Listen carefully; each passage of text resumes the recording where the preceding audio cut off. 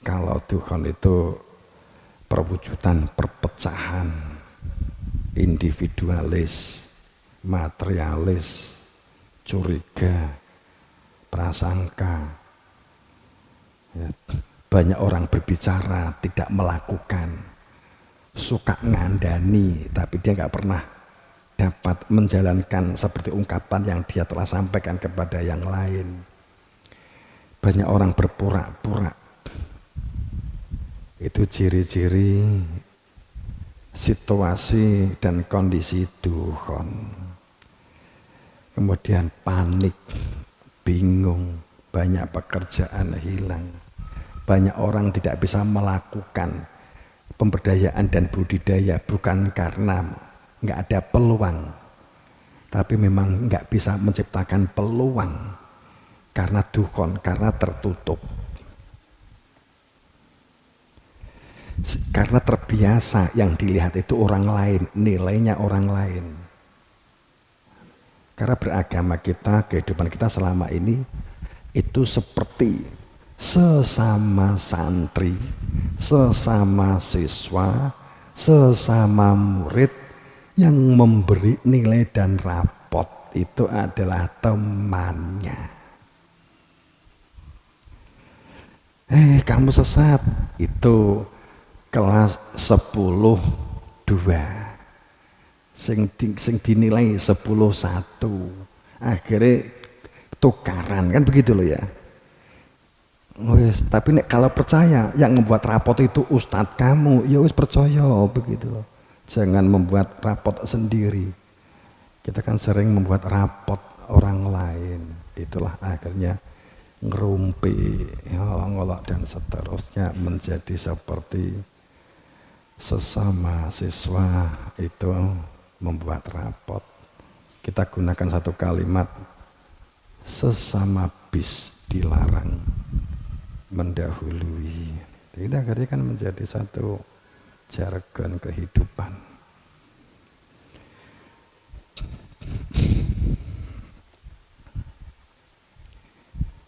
Tapi ada yang nggak percaya ke pandemi.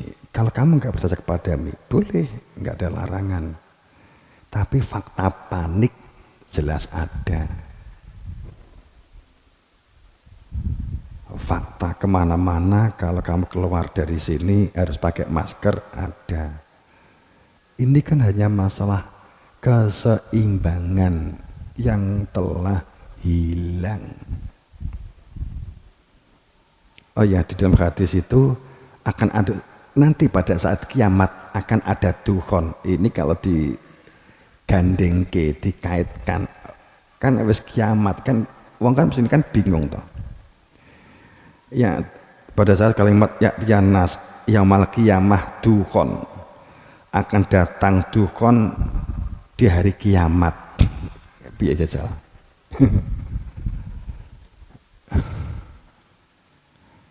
Jadi hancur hilang berarti baru dukhon gitu kan. Kiamat ini kan permasalahan istilah.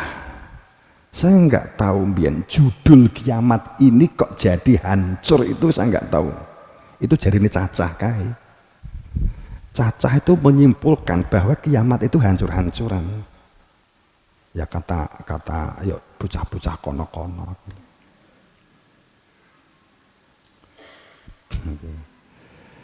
Yang kiamat itu dari komayakumu kiamatan. Kiamat itu pemurnian, penyeimbangkan kembali. Tapi selama ini maknanya kiamat itu hancur, lebur, luluh lantak. Wes kiamat wes kan gitu. Kiamat kecil saat seseorang itu kehilangan akhlak, adab, peduli, tidak mau dengan lingkungan, itu kiamat kecil. Itu kalau akumulasi dukhon kan gitu kan. Yes. Sak pondok kabeh gak peduli, yes, individu dewi-dewi gitu. Apa jadinya coba? Kiamat besar nek kuwi gitu kan.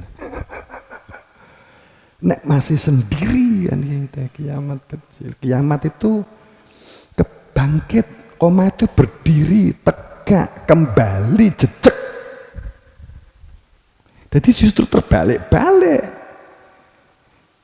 Jadi kalau ada tiang listrik amblek, itu bukan kiamat, itu ambruk, itu fasad.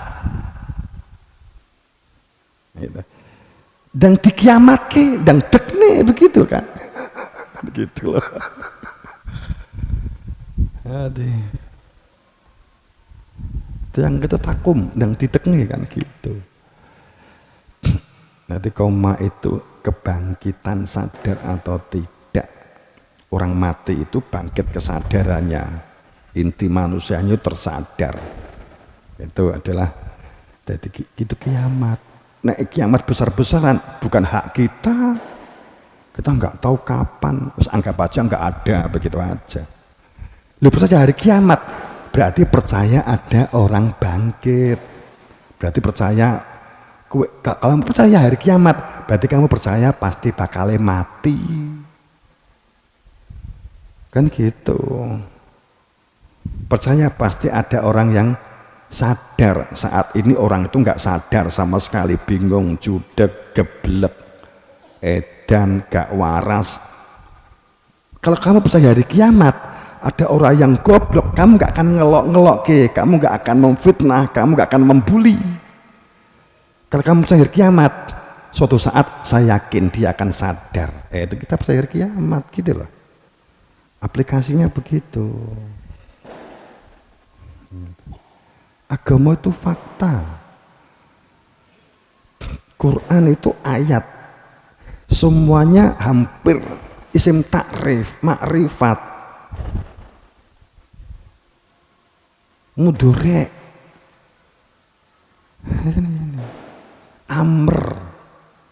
amr itu saat ini dan ke depan wujudnya perintah, fi'il amr gitu. Maka tentram hidup ini.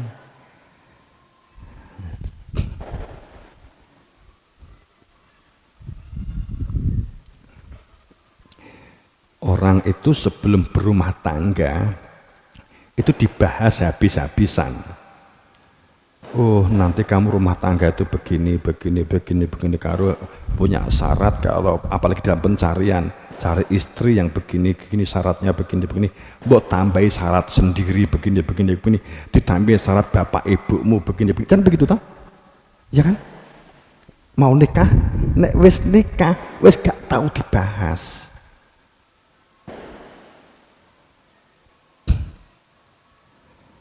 Membahas Imam Mahdi, membahas Dajjal, membahas apa kayak Ya'jud Ma'jud, membahas. Tapi yang kita perlu waspada, kita nanti juga masuk di situ gitu loh kan, kalau kita kan itu yang harus diwaspadai supaya kita tuh imbang, keseimbangan.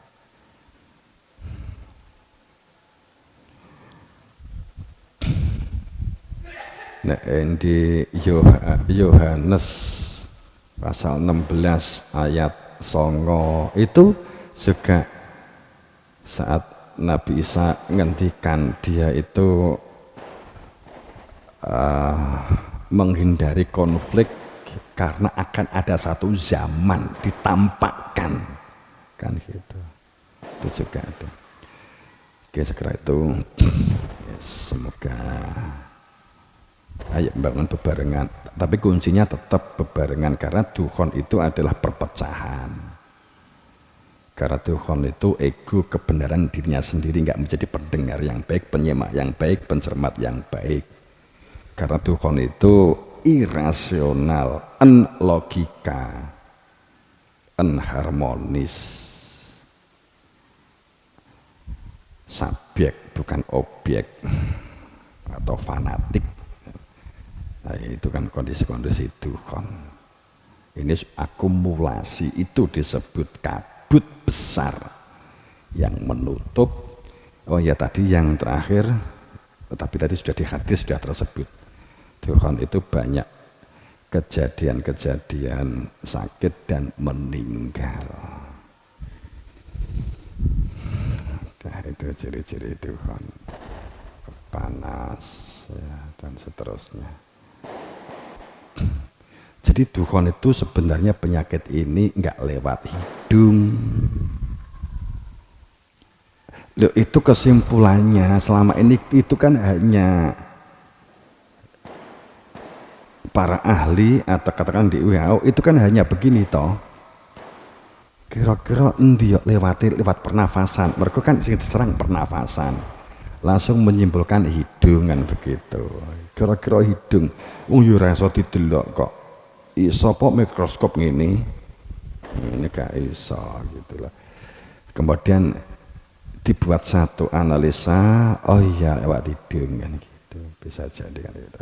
Tapi bukan saya memprovokasi kowe gak nganggo iki ya. Nganggo iki. Ya aja sitok toh minimal 5 double. Itu untuk mempersempit jalan keluar masuknya virus. Kalau satu lubangnya bagi virus masih terlalu besar. Lubangnya terlalu besar. Jadi seperti virus itu kalau kamu maskeran pintu ini masih terlalu besar bagi virus gitu loh. Jadi nek di mikroskop ngono iki kan gak ketok, tapi nek di mikroskop ini kan besar-besar banget. Lah virusnya kan mikron, cilik banget kan gitu. Mbok tutup masker ya blusuk. Jadi dia ini mlebu di masker iki kisinan kowe kan gitu. Tapi itu lumayan untuk memenuhi protokol kesehatan WHO. Supaya gak ditilang. Tuh.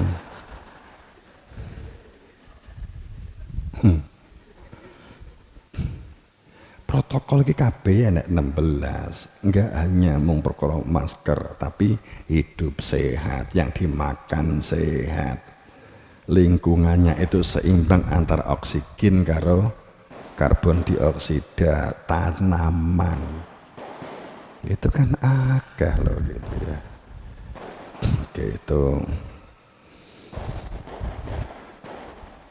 Nah, ini banyak loh datanya yang terkena virus IKB, dia menggunakan, malah ada dalam ceritanya begini, dia menggunakan masker, menggunakan apa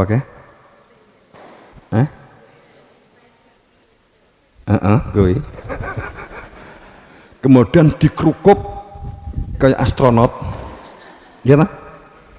Cik kena virus enak gak? Ada yang gitu. Siapa itu? Nah, itu kan ada data begitu, dan itu juga enggak 1-2. Lah mung kowe mung perkara masker terus rumangsamu aman, kemlelet, terus akhirnya maskernya mbok buang. Tinggu ya, sing rapet ya masker ya, sing rapet. Terus akan lebih baik kamu pakai masker tapi kamu juga siap semprot bunga putih, kayu putih, kok bunga putih, kayu putih yang biasanya untuk bayi nih masuk angin itulah, itu minyak telon. Bunga putih, kayu putih, minyak kayu putih itu juga bisa untuk antivirus gitu. Yang kamu pakai masker tapi kamu juga bisa ditulisi di depannya itu karo masker gitu, virus dilarang masuk, itu insya Allah lebih aman. Kan virus kan enak simbole dikai bunter kemudian dipalang gitu, di gini, itu lebih aman.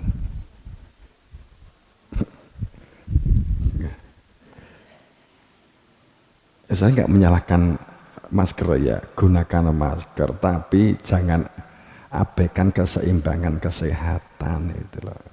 Mereka kamu masker kayak apapun kalau kesehatan nggak kamu perhatikan, kepanikan itu enggak kamu jaga supaya maksudnya enggak dihilangkan, itu ya seperti enggak ada gunanya. Mergo virus itu tidak masuk melalui napas tapi melalui hati.